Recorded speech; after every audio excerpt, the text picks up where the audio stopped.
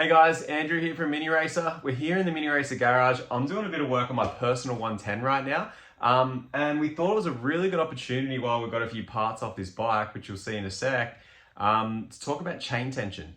It's a bit of a random one. A lot of people don't understand exactly why you need a certain amount of tension on your chain. And it's really important. Any bike with suspension on the rear, your chain goes through a lot of different motions and tension. You've got to have it right, otherwise you can do a lot of damage to your bike. Often people do damage to their bike that they don't even understand has come from not having the chain tensioned right, be that too loose or too tight. So what we're going to do is in a second, we're actually going to rip the shock out of this thing and a few other things, and I'm going to actually put the rear wheel through its motion to show you how having suspension on any kind of motorcycle dictates why you need a certain amount of slack in the chain. And then we're going to tell you, for a CRF 110 with the DNM Shock, which is what this bike has and is a pretty common mod, how much tension you need. Okay, so what we've done here is we've pulled the shock completely out of the bike. So the swing arm's hanging a little bit further down than it normally would, but it's not far off its normal position with the 290mm DNM Shock in it. So you can see right now, we just got off the back of the swing arm, and just to be clear, this is just after the last time I rode this bike. It's not correct tension as such. We're looking at about 35 mil all the way down. Okay. So you can see as this wheel goes through its travel, it goes to about level, you can see how much stiffer that chain gets, how much less slack it has. So basically you can imagine if right now, say it's there, I'd tension this thing up so it barely had any slack in it.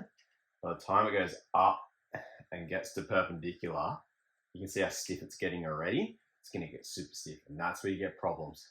That's where you get chains snapping, stretching prematurely, breaking hubs, all sorts of gnarly stuff. And the other thing to keep in mind is that gets worse if you've got mud, etc., that can clog up the chain, the sprocket teeth, etc. So that's why we need to have enough slack when the swing arm's down. The swing arm can go through its motion without doing any damage, but obviously not too much slack to the point where the chain can come off, get derailed, problems like that. Okay, so we've gone and found a little wheel chock, if you want to call it that, that gets this thing pretty much dead centered. So when we say that, what we want to do is we want to draw a line between the middle of the countershaft sprocket, the swing arm pivot, and the axle. They want to be pretty much dead level. It's hard to show it just here, but it's pretty much bang on. That's where the chain is going to be tightest. So you can see right now, we've got, if we go off the back of that chain rubber again, the slider, it's about 15 mil. It's about 20 mil of slack. So that's still a fair bit. So what we're going to go and do is we're going to give these things a quick adjust, which is super easy with our Mini Racer chain adjusters. Get it to, 5 to 10 mil, somewhere where it's got definitely a bit of slack still, but not too much. Set it. I'm going to throw the shock back in this thing and then measure where it's at with the shock in it. And that will tell you how much slack you got to have in your chain to make sure it's pretty much bang on.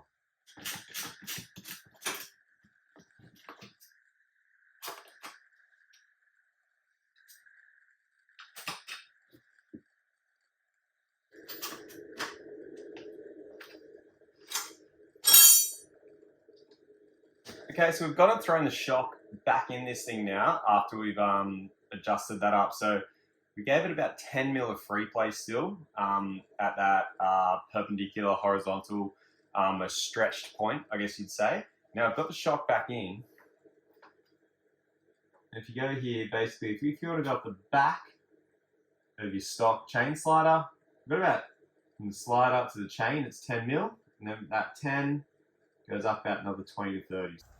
So just to be clear, it wasn't super clear before. Your chain comes up to here, about 30 mil, off the back of your chain slider. You're pretty good to go. All right, so we're going to keep ripping into this thing. We hope that gave you a bit of insight into why your chain needs to be a certain tension, and that's why sometimes people think it looks a bit loose when they're actually not. And yeah, go out and check yours. If you got any feedback, hit us up. Any questions at all, we're always super happy to answer them. So drop us a DM, send us an email, and most importantly, hope you get out there riding soon and have some fun.